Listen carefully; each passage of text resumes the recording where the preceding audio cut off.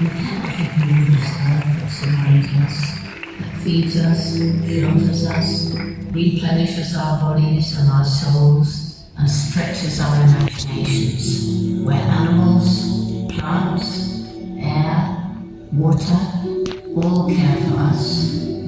We're all interconnected, people, animals, our environment. When nature suffers, we suffer.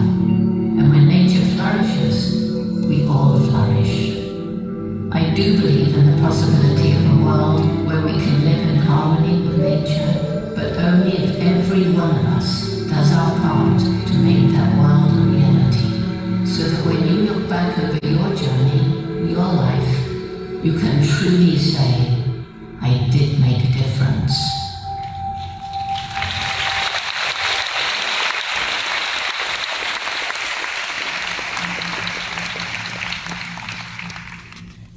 Well, good evening everyone. It's great to see so many of you, and I think I need to give you a very special greeting. You would not hear it in the forests of Malaysia. You would hear it if you came into some of the forests in Africa. And it's simply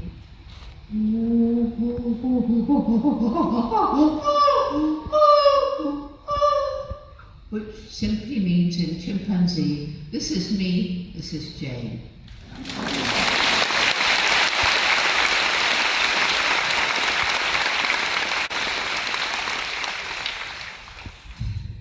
It's often, even for me, very strange to think how it is that this little girl born in England in 1934 is now travelling around the world, and for goodness sake, look at all of you come here to listen. How did it happen?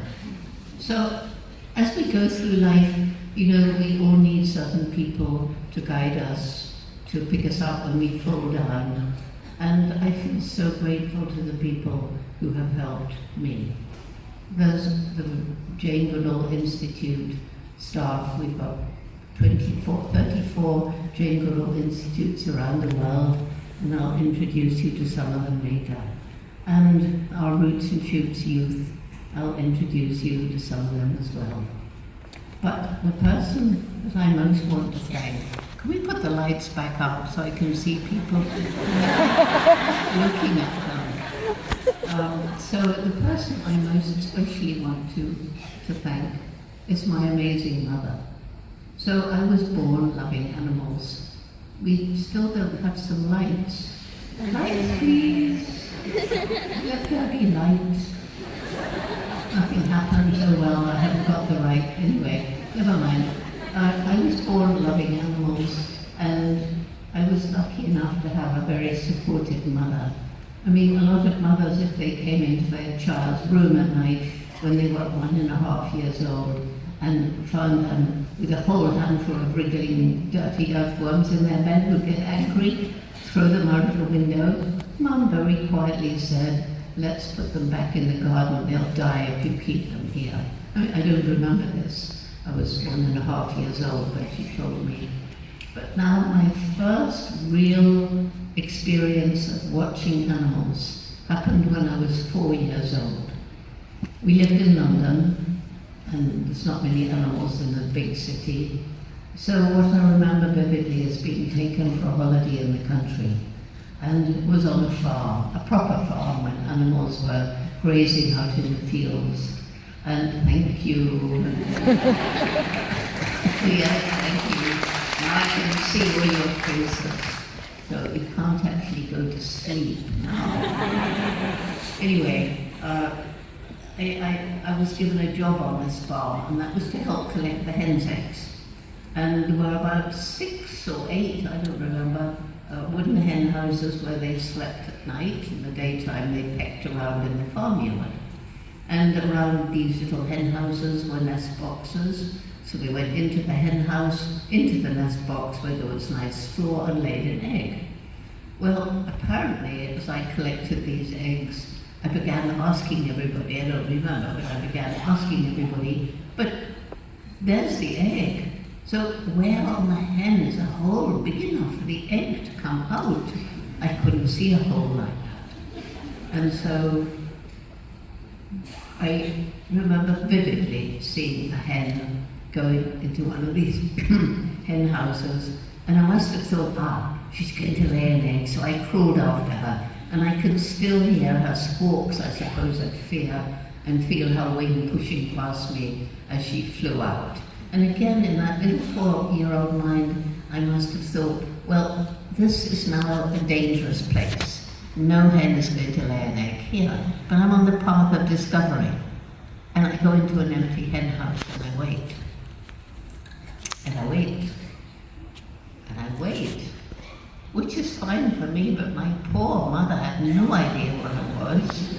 I was apparently gone for 4 whole hours, and I still vividly remember the hen coming in, and she laid the egg, and I saw the whole thing. And I don't know who was more excited, me or the hen. Anyhow, I'm rushing towards the house, and my mother, who's already called the police, she sees this excited little girl and sits down to hear the wonderful story of how a hen lays an egg.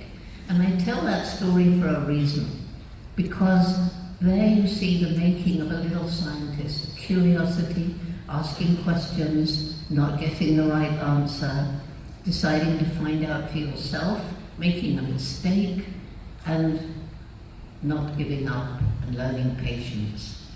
So a different kind of mother might have crushed that early scientific curiosity. How dare you walk without telling us, don't you dare do it again. And I might not have done what I've done.